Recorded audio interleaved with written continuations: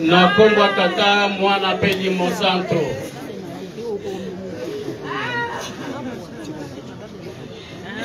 Biso banso tozala kimia toyo katoli. Nantina na ndeko oyo alali.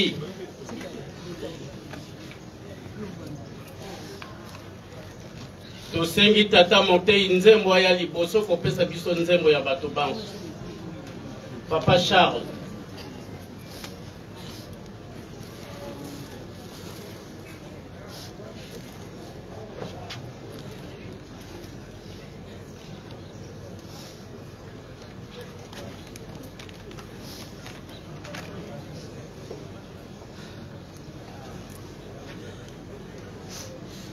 Imvila mosingi na songa kwa se mozaiki saluzingo lome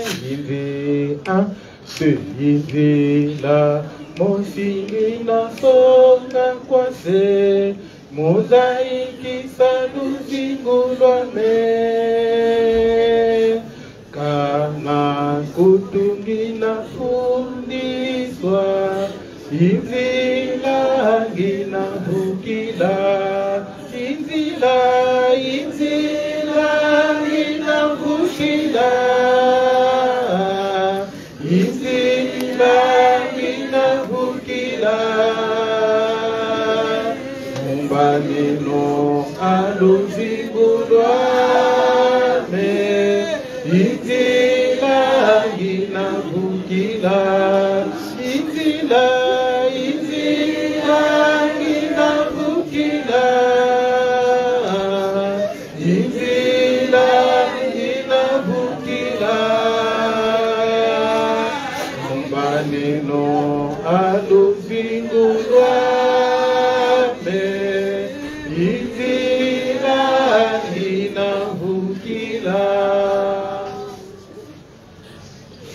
Tobondela. Okombo Nzambe tata mwana peli mosanto. Nkolo to bengi yo mpa mateto linko yo kaliloba na yo. Kitana nguya na yo nyonso. O console mitema na biso. O longola mawa mpe bobangi kati na biso. Ko yima mpe makanisi ya ndenge na ndenge. Molimo mosantu na yo solisa biso la kisabiso nini to bili kotala na bomo ina biso na teatango. Elika na biso epai na yo na komba tata mwana peli mosantu. Amen. Comme il est de la tradition kimbangiste, nous commençons par la lecture du décalogue. Et enfin, notre méditation sera tirée de l'évangile de Jean, chapitre 11, verset 35 et ensuite 40. Dans Exode 20, il est ainsi écrit: alors Dieu prononça toutes ces paroles en disant: je suis l'Éternel ton Dieu qui te fait sortir du pays d'Égypte, de la maison de servitude. Tu n'auras pas d'autre Dieu devant ma face. Tu ne te feras point d'image taillée ni de représentation quelconque des choses qui sont en haut, dans les cieux qui sont en bas sur la terre, et qui sont dans les eaux plus bas que la terre. Tu ne te prosterneras point devant elles, et tu ne les serviras point, car moi, l'Éternel ton Dieu, je suis un Dieu jaloux qui punit l'iniquité de père sur les enfants, jusqu'à la 3e et la 4e génération de ceux qui me haïssent, et qui fait miséricorde jusqu'en 1000 générations à ceux qui m'aiment et qui gardent mes commandements. Tu ne prendras pas le nom de l'Éternel ton Dieu en vain, car l'Éternel ne laissera point impuni celui qui prendra son nom en vain. Souviens-toi du jour du repos pour le sanctifier. Tu travailleras 6 jours et tu feras tout ton ouvrage. Mais le 7e jour est le jour du repos de l'Éternel ton Dieu. Tu ne feras aucun ouvrage, ni toi, ni ton fils, ni ta fille, ni ton serviteur, ta servante, ni ton bétail, ni l'étranger qui est dans tes portes. Car en 6 jours, l'Éternel a fait le ciel, la terre et la mer, et tout ce qui est contenu. Il se reposait le 7e jour. C'est pourquoi l'Éternel a béni le jour du repos et l'a sanctifié. Honore ton père et ta mère, afin que tes jours se prolongent dans le pays que l'Éternel ton Dieu te donne. Tu ne tueras point. Tu ne commettras point d'adultère. Tu ne déroberas point. Tu ne porteras point de faux témoignages contre ton prochain. Tu ne convoiteras pas la maison de ton prochain. Tu ne convoiteras pas la femme de ton prochain, ni son serviteur, sa servante, ni son père, ni son âme, ni aucune chose qui appartienne à ton prochain.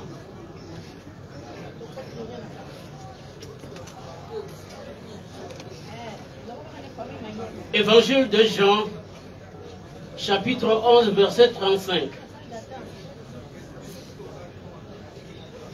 C'est le plus court de versets de la Bible. Jésus plaira. Au verset 40, Jésus lui dit: ne t'ai-je pas dit que si tu crois, tu verras la gloire de Dieu? Tobondela. Nzambe tata mwana peli mosantu. Nkolo na manso. Ezana molimo moko te ezana nguya likolo na yo. Soki ozwi mokano na yo ezali na moto moko te azali na bokasi mpe na nguya ya kolongola yango. Ntango oyo tolingi kosolola na ntina na mwana na biso, tata na biso, ndeko na biso o alali yaka ozala na biso mpe mateli loba yango ezali ya yo nkolo. Au-delà na yo connaissance mosusu ezali te. Yango to bengi yo to solliciter présence na bino basatu. Bozala na biso elongo. Ti to kozongisa nzoto na ye na dernière demeure. Okomba Nzambe tata mwana peli mosantu. Amen.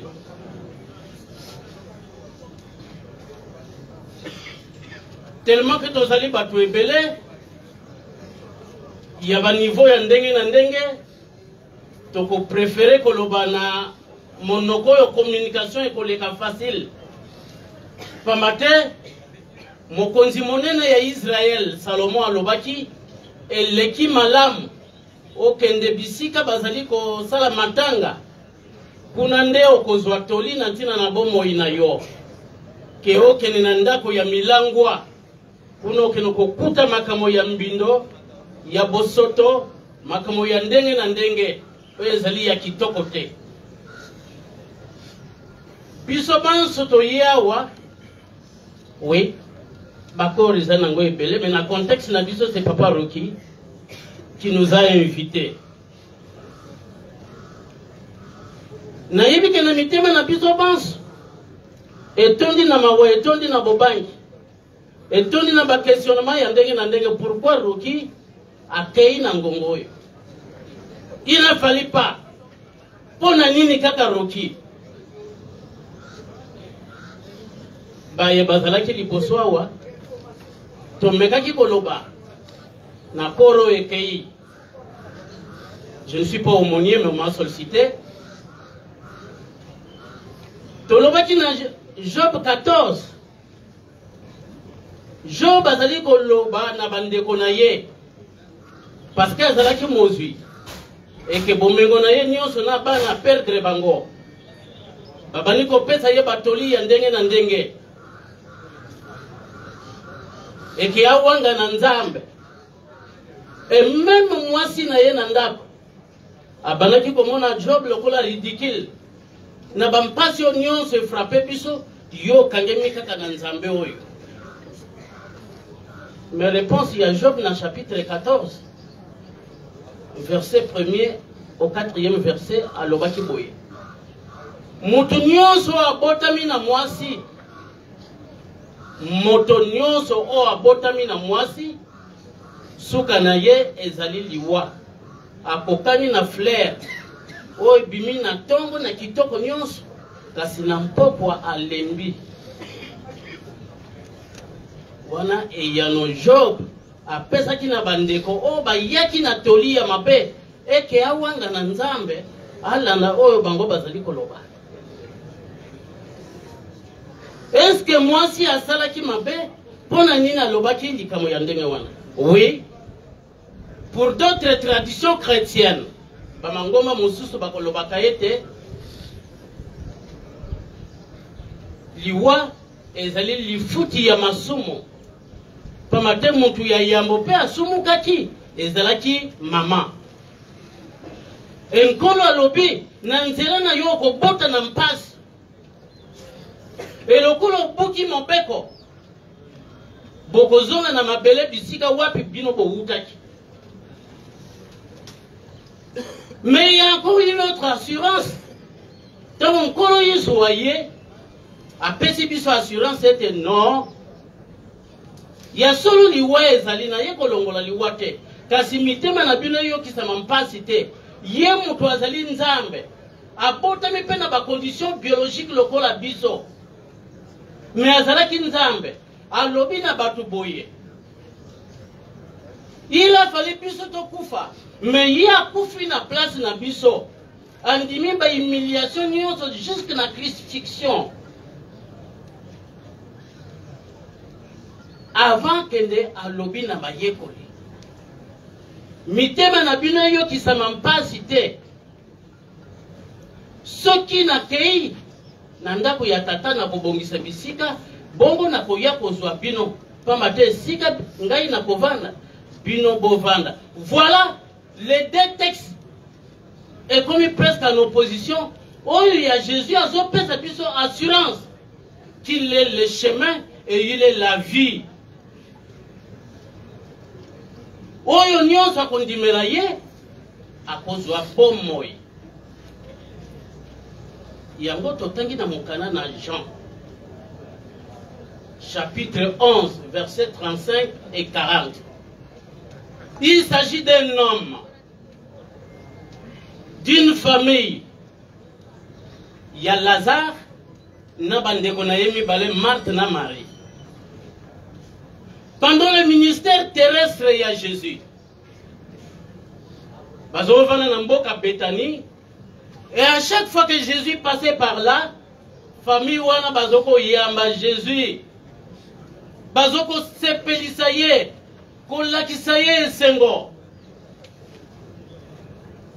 Mais Jésus a continué toujours le ministère, a commis dans Mboka Mogoboye, a yoki sangoke Lazare, azali na mpasi. Il fit vraiment son ami. C'est pour dire que Jésus c'est un homme. En premier lieu, c'est un homme. Il a eu un ami, un intime qui s'appelait Lazare. Donc bande kwa Lazare ezali Marina Marthe. Tokoki kolongola humanité ya Jésus. C'est un homme. Mais tango ya yoki sango. Ayebisi baye kolete moninga na biso Lazare aza malade. Quelque temps après baye na sango. Était Lazare a poufi. Ayebisi baye kolete to zonga. Lazare a poufi te kasi Lazare a lali nazo kele kolamusa ye. Et bazongi te na Bethanie. Bayuda baza kolela Lazare parce que Lazare azalaki mutu malamu.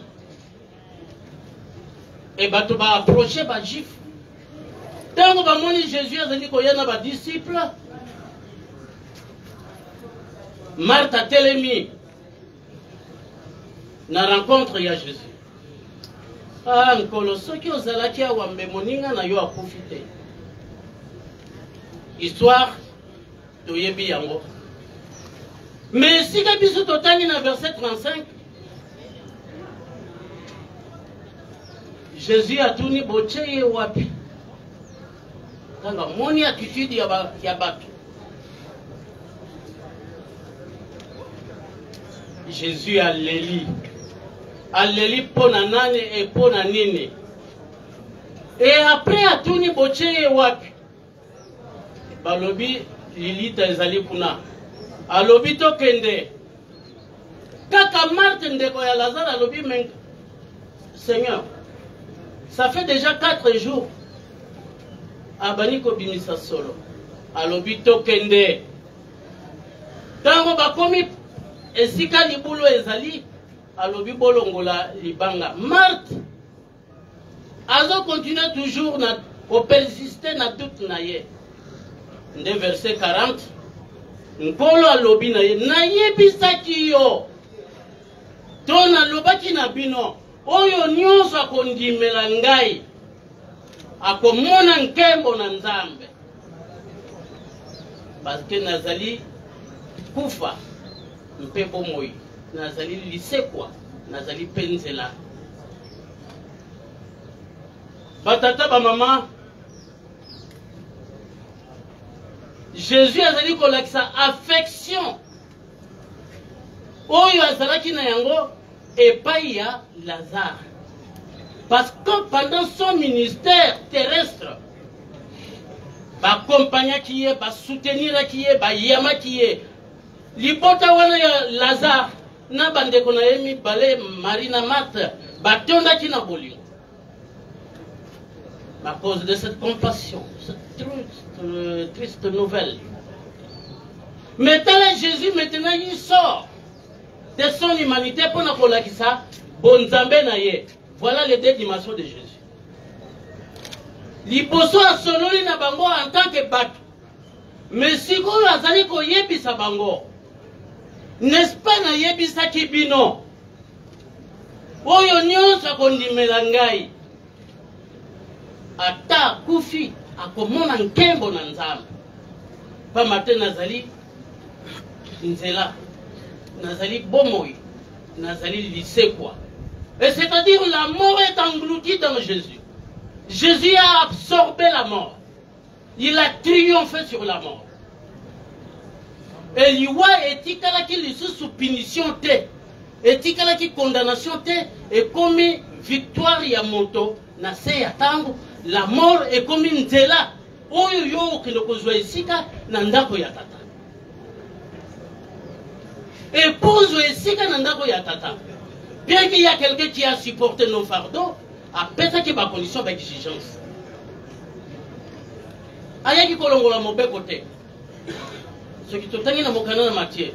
Na ye ko boma mibeko ya Moïse te. Mais par contre je suis venu radicaliser. Et tout se résume dans le principe d'amour. Bolingo. Bolingo. C'est le thème principal du christianisme. Parce que Et le vocabulaire le plus aimé. Aimez-vous les uns les autres. Aimez aussi votre Dieu. Linga nzambe, kolinga satana tetango zali na se antango. Nzoto na yo ekosa yote. Kitoko na yo ekosa yote. Bomengo na yo ekosa yote. Linga nzambe. Linga pe mozalani na yo. Salela mozalani na yo bolamu. Traitez convenablement.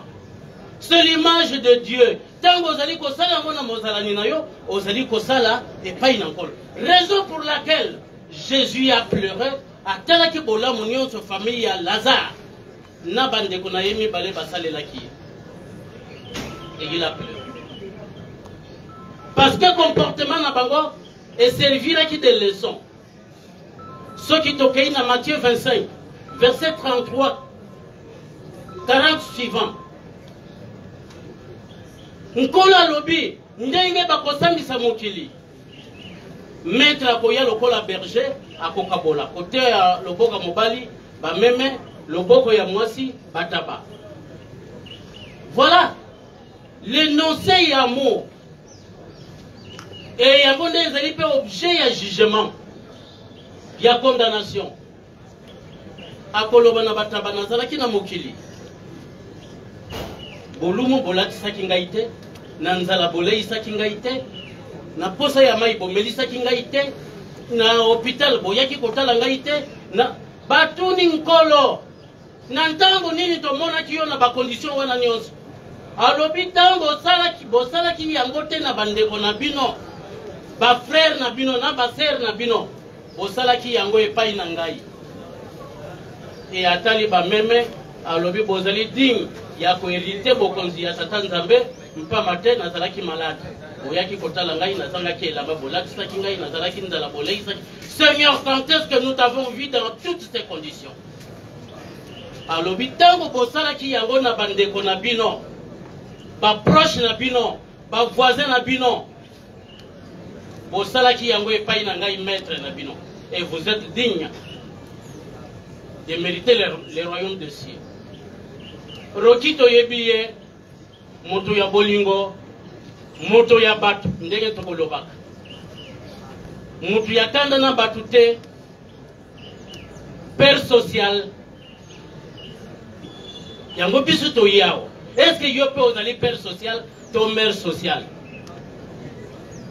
Le message roki atikeli biso bolingo ya bazalani na biso ya bandeko na biso mpoto mona nkembo na nzambe na kombo ya tata mwana pe limo santo. Amen.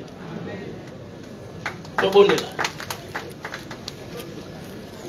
Notre Père qui es au ciel, que ton nom soit sanctifié, que ton règne vienne, que ta volonté soit faite sur la terre comme au ciel.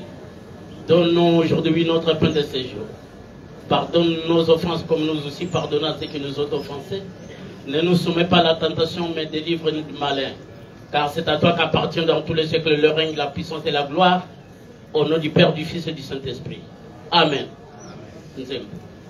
Naya bio molimo naya naya bio molimo ojala mosungi nanga okamba inanjela ya lokiko nasengi na yokolo nanga ojala pene nangai osunanga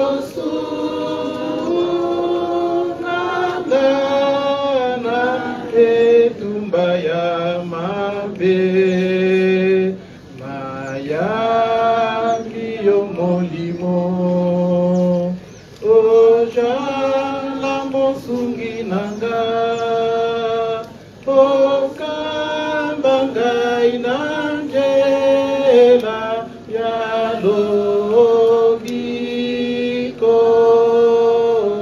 nasengi na yokolo nanga ojala pene nangai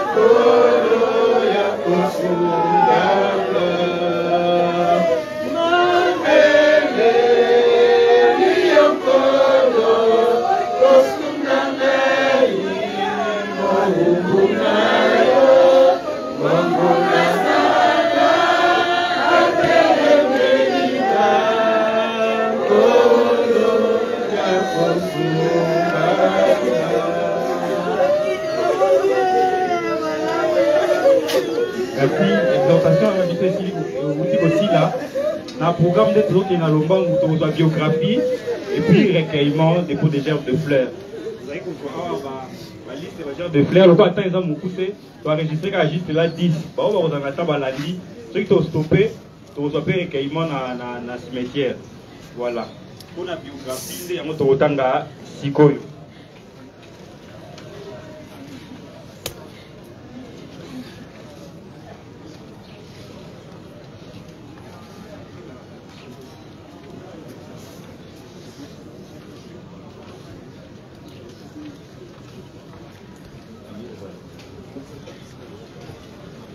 Biographie de Lilith disparue. Non. Mayemba. Poste-nom Tsumbu. Prénom Rocky. Lieu et date de naissance. Né à Kinshasa le 22 novembre 1975. Études faites. Diplômé d'état section maths physique à l'école Massamba. Université. Gradué à l'université Simon Kimbangu. Il a fait 4 ans d'études à Lubumbashi, à l'INULU, et il a eu son doctorat à l'université franco-américaine. Fils de Papa Mayemba Mawete Faustin et de Maman Paka Zina Thérèse, chrétien kimbanguiste, vie professionnelle. Il fut médecin stagiaire à l'hôpital général quand il faisait encore ses études, médecin à l'hôpital sino-congolaise, médecin au centre chirurgico-médical La Vie à l'Issala Kasavubu, médecin et membre des cliniques mobiles de la Fondation Charles Kisolokele, membre du parti politique Défi Congo, président de l'ONG Promotion sociale pour le bien-être du peuple congolais. Vie conjugale, il est marié à Madame Swenga Binganzeza Nanette et de leur union a donné naissance à 3 enfants, dont une fille et 2 garçons. Il est né le 22 novembre 1975, décédé le 11 mai 2022. Il est né, pour juste une petite précision, il est né dans cet hôpital, la clinique Ngaliema, là où nous nous retrouvons aujourd'hui, où son corps a été conservé au frigo. Pour la biographie, nous avons dit, nous vous remercions.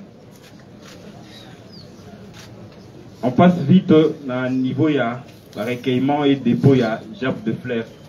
Pour l'enregistrement d'aujourd'hui, tout le parti politique Défi Congo, président national, na interfédéral et à ville à Kinshasa. Bango va s'enregistrer qui met Toche Liboso, famille Mayemba, famille Swenga, famille Koko Masaka, Baonyo Sotu Batikali, antenne IPEN, Bango va s'enregistrer pour Bani na Oana. Simanango Togoyana, parti Défi Congo, parti président national interfédéral de Kinshasa. Ensuite, Togozoa, clinique mobile de la Fondation Charles Kisolokele. Après Togozoa, les anciens médecins de l'hôpital de l'amitié sino-congolaise et les anciens de l'université franco-américaine. Et en tout dernier, Togozoa, dépôt à de fleurs, il y a famille Kimbangu. Et Bango va clôturer. On a un programme, il y a dépôt à de fleurs. Ce qui technique en accord na biso, va rebalancer biso musique pour banda. Programme, il y a recueillement. Tobeki liboso la famille à papa Rocky, famille à maman Nanette, tout apprêté. Toujours les cas rapidement.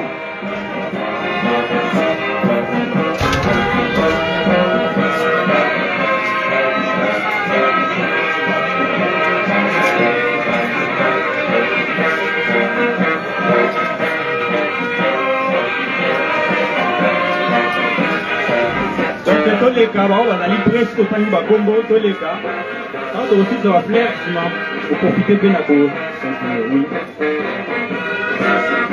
Pas de problème.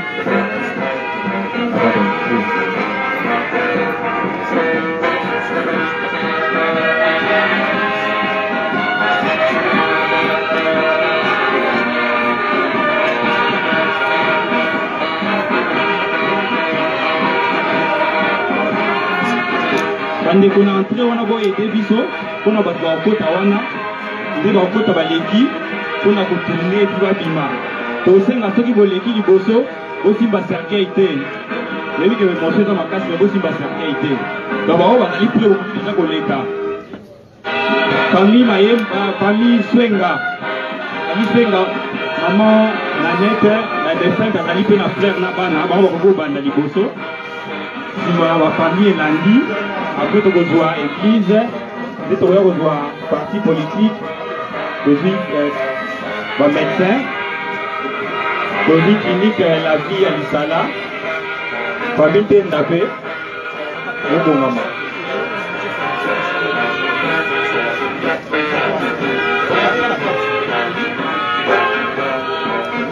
Wana bana ya papa Roki Mayemba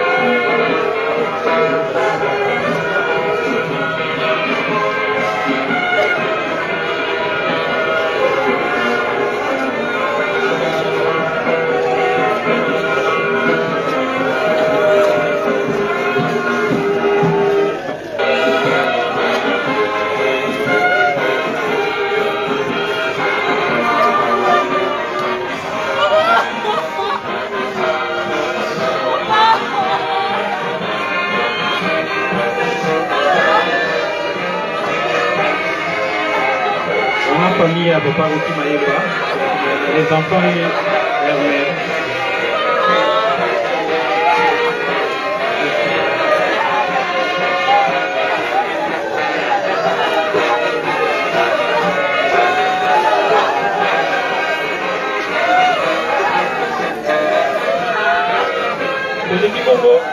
La famille Tenda, famille Mayemba, famille Tenda, les familles vont s'apprêter. Tenga.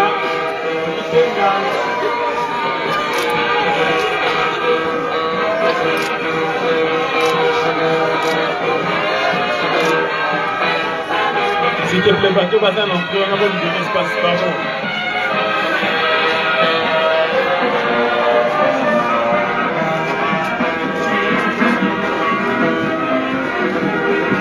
C'est la grande famille Swenga, Ligotaya, maman Yonette. Mon beau-frère, il y a papa Roki, il est dans mon pita.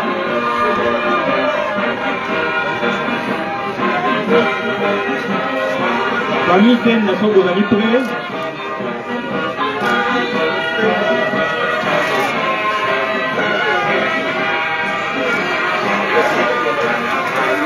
Pour aussi, on a traîné les pâtés. C'est la famille Swenga.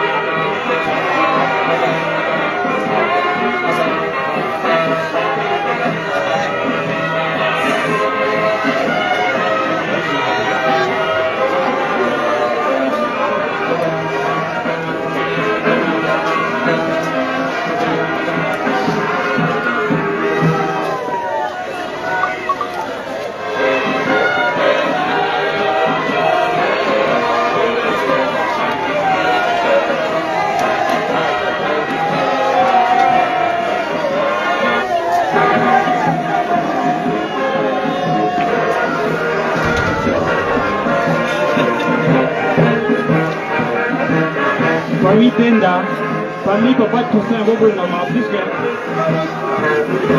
l'individualité de nos autres et famille bonne la liste Bobongama. Famille Papa Toussaint, famille Tenda Bobongama.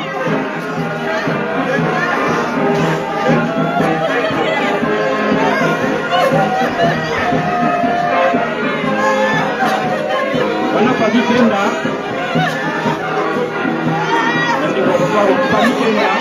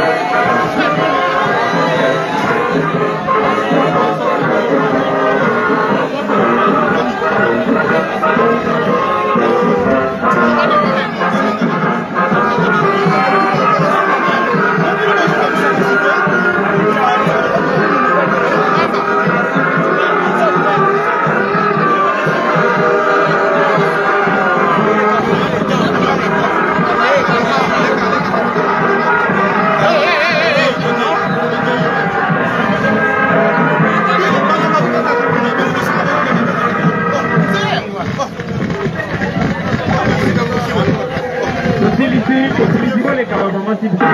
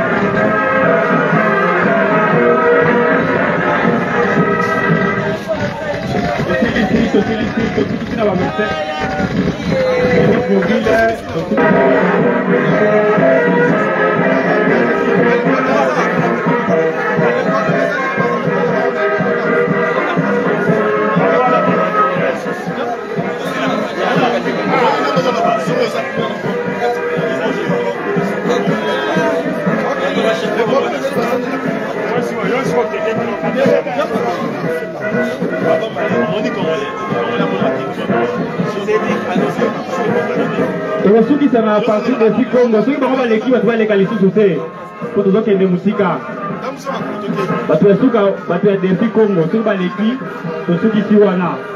S'il vous plaît, Batasuka Bangoye, Batasuka. Président national représenté l'interfédéral de Kinshasa, Wafler Nabango Yango, ceux qui sont parti des Congo, qui membre.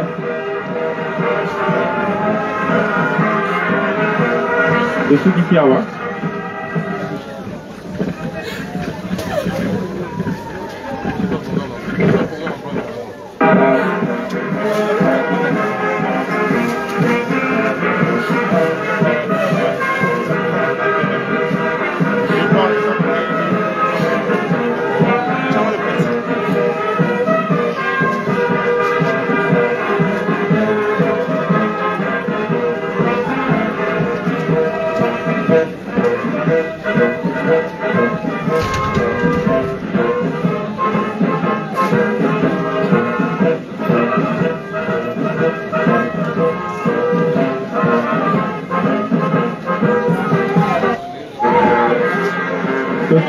Tosilisi, na défi Congo, Tosilisi.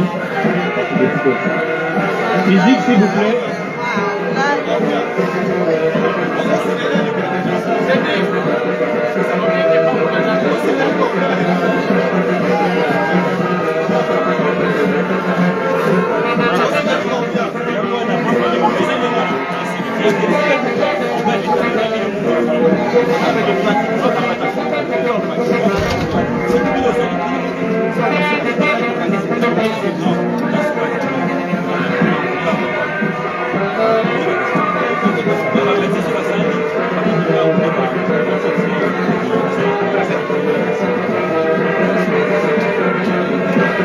Ici des fois j'ai de faire la bito.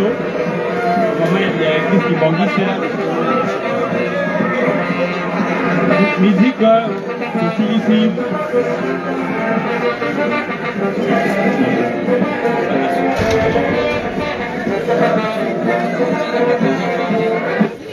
Bien, aussi ici. Donc parce que souka warocha depuis la chef de faire la famille Kimbangu. Mais sikoyo, moi la famille Togotoa kuna na niveau ya cimetière nouvelle cité na Mbeteke. Siko toujours passer parole na ordre de médecins na comité urbain ya ordre de médecins. Ba mon président Zali Awa na ba membre na ba osala cérémonie ba médecins. Mais si ba na famille Kimbangu ati fleur na ba sali prière de tokei na cimetière ya Mbeteke pour na continuer suite ya recueillement na mo ya famille. Donc passer parole à ordre de médecins. Merci. Avant que le président du conseil urbain de l'ordre prenne la parole, nous invitons les médecins qui sont là présents de bien vouloir se joindre à nous et surtout ceux qui ont l'air plus de bien vouloir s'avancer derrière le président s'il vous plaît. Nous passons la parole au président Dr Boula.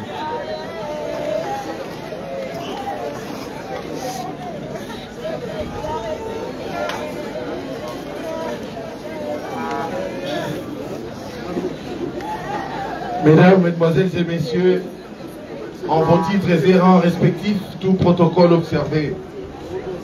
Honorés consoeurs, honorés confrères, le bureau du Conseil urbain de l'Ordre des médecins, profondément touché, annonce solennellement à l'opinion tant nationale qu'internationale le décès du docteur Mayemba Tsumbu Roki, survenu le 11 mai 2022 des suites d'une maladie. Auguste Assemblée, la corporation médicale de la ville-province de Kinshasa traverse des moments de turbulence et d'angoisse ces derniers temps, où elle a perdu en l'espace de 2 mois 5 médecins dans des circonstances déplorables.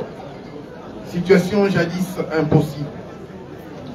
Mais la nature est pleine de réalités que l'homme ne saura désorienter, quelles que soient ses connaissances scientifiques. Seul le maître des temps et circonstances est souverainement capable de faire la mutation de l'être humain selon son bon vouloir. Il en est le créateur. Personne parmi les humains que nous sommes ne pourra trouver la réponse sur cette réalité qu'est la mort. Que la gloire revienne au tout-puissant Créateur.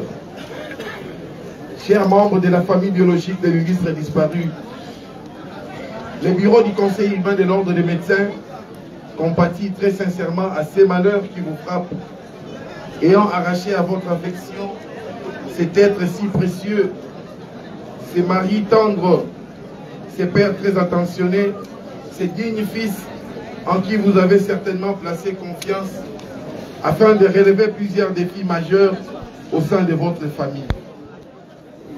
La pilule que vous détenez présentement est amère, difficile à avaler, car le désir de tous était de voir Dr Roki poursuivre sa carrière pour le bonheur de ses patients. Hélas, son pèlerinage sur la terre des hommes vient de s'arrêter. Veuillez accepter, chers membres de la famille, les condoléances les plus attristées de tous les médecins de la ville-province de Kinshasa, à travers les bureaux du Conseil urbain, qui implorent la grâce et la paix du Christ sur chacun de vous. Docteur Roki, cher ami, tu viens là de nous surprendre par ton décès, qui nous a tous plongés dans l'effroi. Toi qui nous as habitués à tes bonnes actions, à ton sourire, à ton franc-parler, tes plaisanteries, ton regard calme et sérieux. Papa social, l'homme du savoir-vivre, savoir-faire et savoir-être.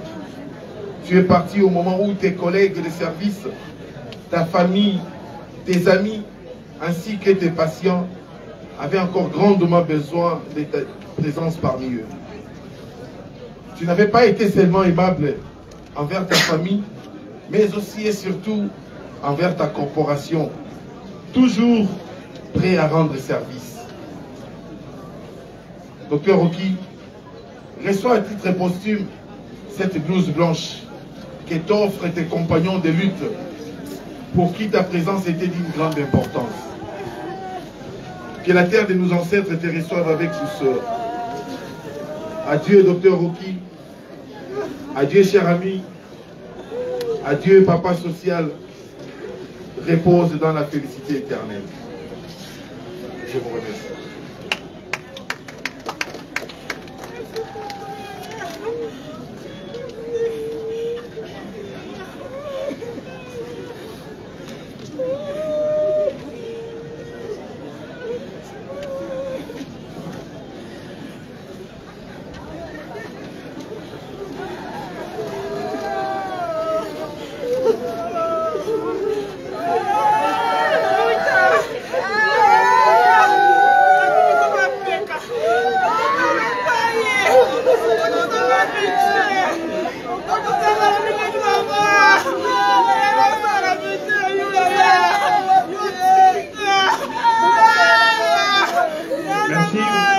Ordre de médecins va aussi la cérémonie à Baminganga.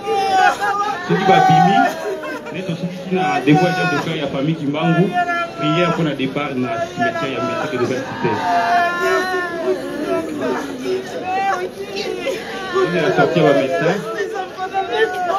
Le Seigneur au protocole, je trouve une temps où il y a des fois de père et la famille qui parlent.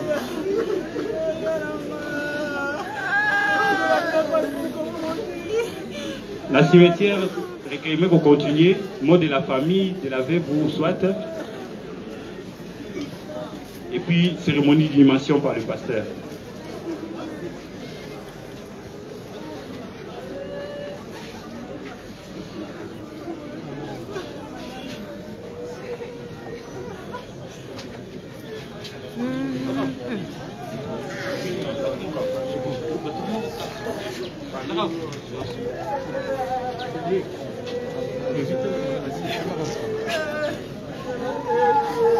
S'il vous plaît, avec tout le respect, nous invitons Maman Béni qui est venir le déposer. Elle est venue déposer sa gerbe de fleurs et puis lui donner la prière pour le départ.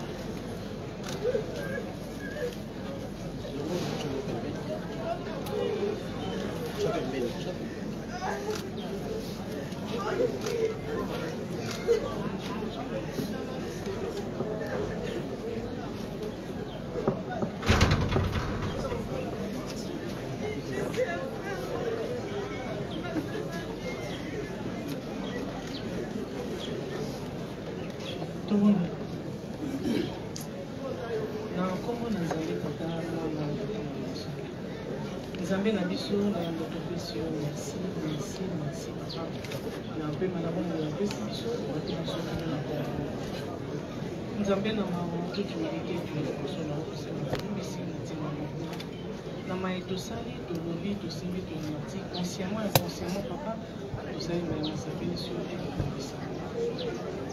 Nzambe na biso to lobi lisusu merci parce que papa yo pesa yo de katando. Merci pour la vie de papa Nabiso, docteur Luki. Merci parce que papa, la vie à mon Nabiso, il a été aussi là, il a participé positivement papa. Quand il a Nabiso, il a amené les Tourouki pour le Nabiso, en commun accord, papa les amis, bonté naïe. Oh, biso tokani, papa les amis, sourire naïe. Oh, tokani, papa les amis, au lambe naïe. Partout où il y a les cas qui sont à Salaki, Fanda papa, témoignage des alliés à mon anayo, na monté manaï à madame papa. Les amis n'a plus aussi merci papa pour la programme Néon, son dingue ici pour les cas. Au Sengier de papa, pour le mois Nabiso, comme ma papa Nabiso, ti, nanda pour la Yasuka, Yoko Kaposa Nabiso. Zala liboso Nabiso pour la guide, si Nabiso pour la protecteur papa. Nzela Nabiso za nakinya, maïman soye sa les nakinya papa. Libota petitali na mawa. Na pota ya munene papa. Kasi yo Nzambe Nabiso zali consolateur de cœur brisé papa. Le Seigneur consolé mitema ya moko na moko ya bana na esika tozali awa papa. Opesa kimia papa pour tenir pour la biso pe ya pema na kimia. Merci une fois de plus pour tout papa. Mawana o dosengi bongo et bandeli kilo suka ya kudu na kwa jamii kama na mwana sote sengi kama sote. Amen.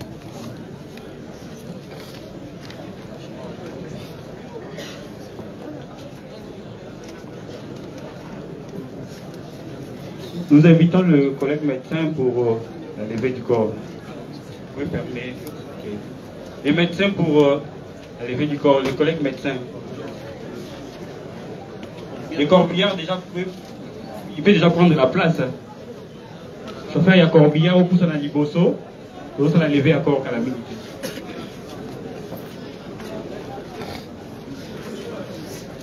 Maman, moi, c'est à partir des filles comme ce corps et qui est bolé à la cime à morgue, vous allez la communication. Le collègue médecin pour la lever à corps.